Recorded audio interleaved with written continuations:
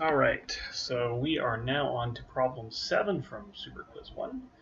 So here we're given a couple of integrals that we want to compute. Actually, it's even nicer. We're told what the answers are, or at least in the first one we are. In the second, we're at least told that it's negative. And instead of using the fundamental theorem of calculus to compute these, in fact, we're told do not use them, right? It's underlined and in italics.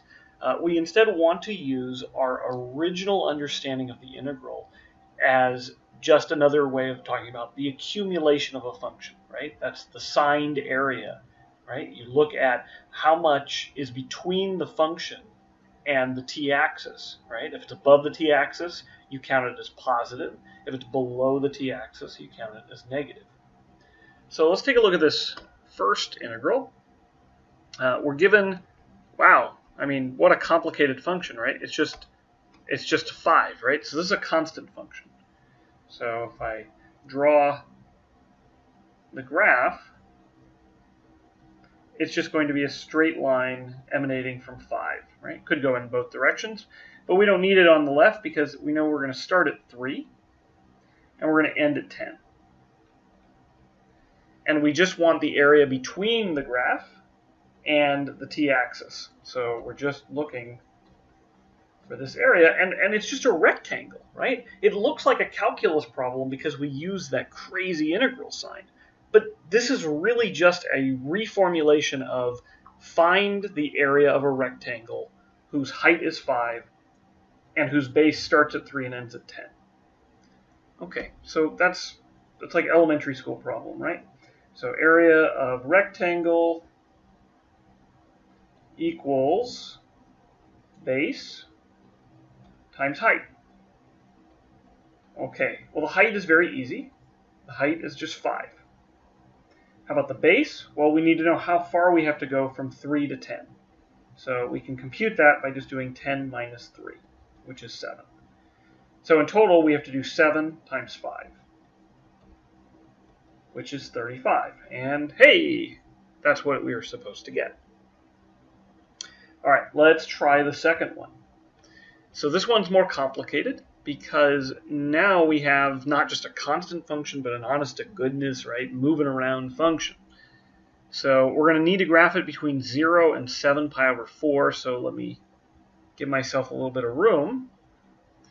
Okay, that'll be my t. This is going to be the graph of cosine of 2t.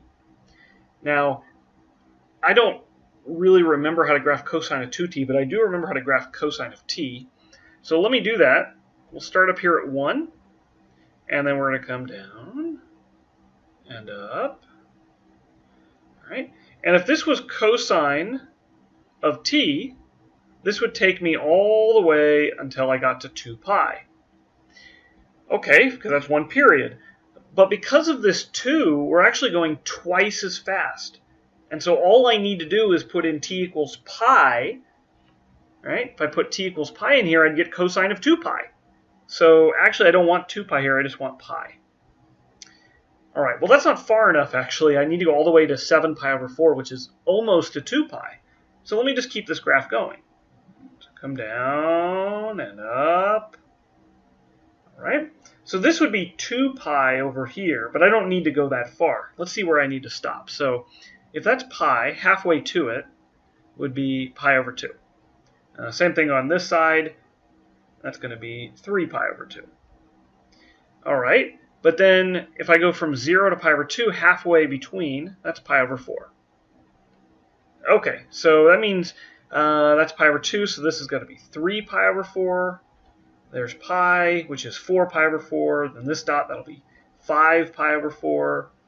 This is 6 pi over 4, and so, there we go. Right at that dot, then we get 7 pi over 4.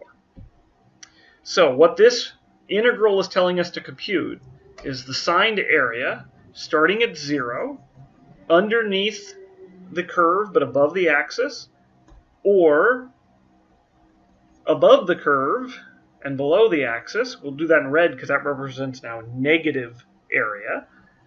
Okay, so then we get more positive area over here and more negative area over here, and then we stop at 7 pi over 4.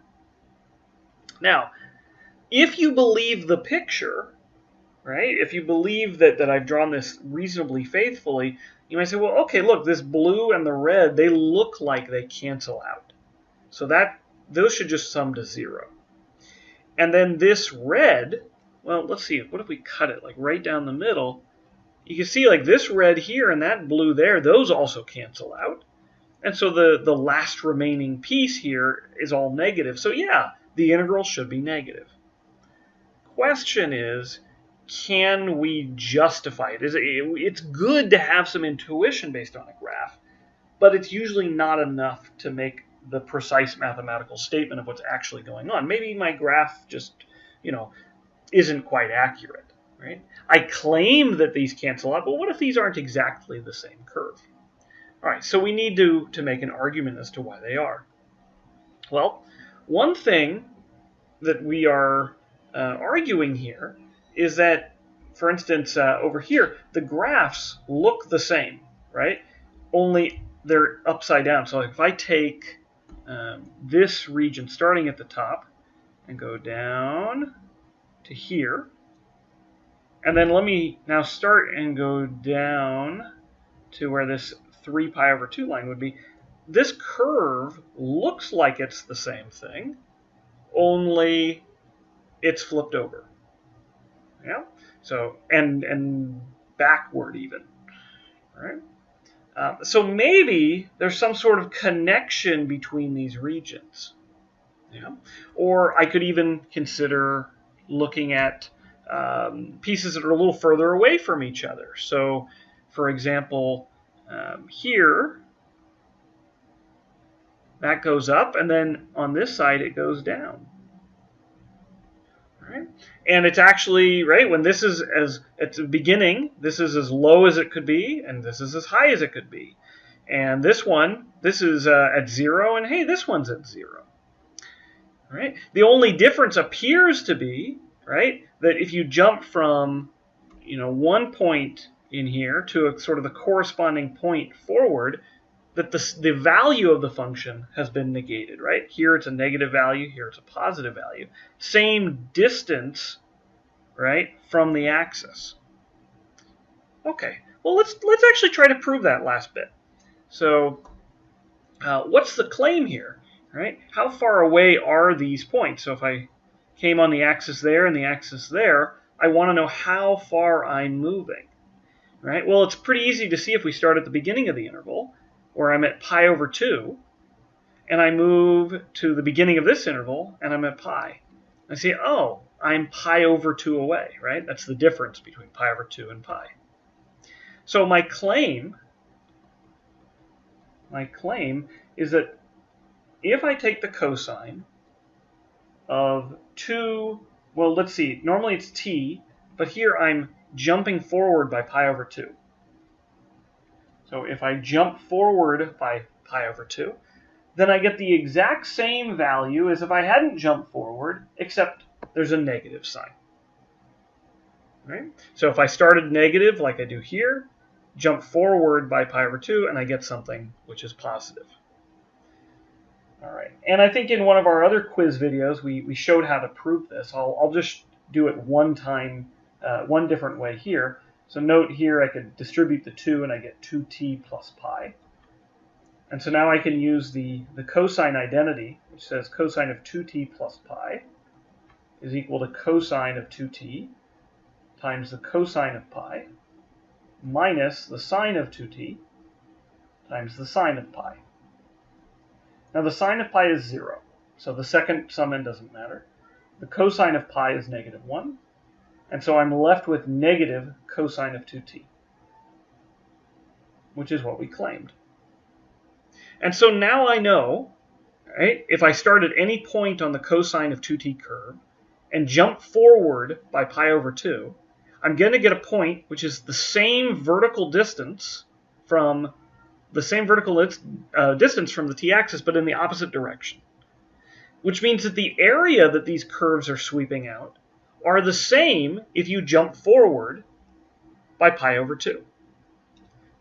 So this region that I've sketched with the purple is giving me the exact same region as I sketched on the right with the purple, only one of them is negative and one of them is positive.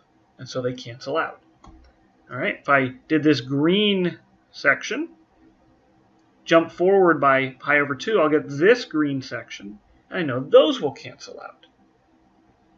All right, so here we can see that the blue, the green and the green cancel, the purple and the purple cancel.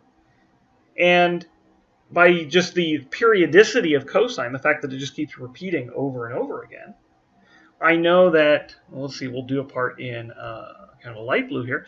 This section, that's actually the same thing as this section, which should be the opposite of this piece.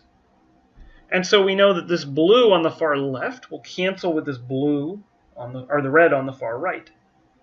And so the only thing that hasn't canceled is this red we put over here. And hey, that's giving us some negative value. And sure enough, our integral was supposed to be negative.